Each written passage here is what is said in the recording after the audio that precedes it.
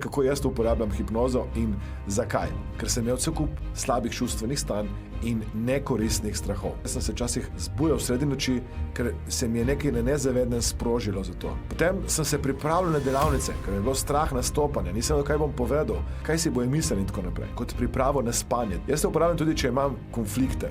Ne samo moje interne konflikte, temveč konflikte z ljudmi v mojem življenju. Torej, grem tja, rešim in potem tudi drugače se odzovem na to osebo. Potem uporabljam z energijo, torej, če opazim, da nimam dovolj energije, uporabljam hipnozo za telepatijo.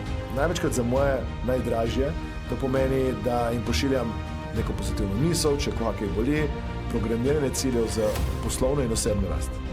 Ogromno stvari, ki si jih želim premakniti, uresničiti v mojem življenju, grem v laboratorij uma, naredim samo hipnozo in jih tam postavim tudi na časovno črto kot ena izmed tehnik, ki se jih tudi učimo znotraj hipnoze.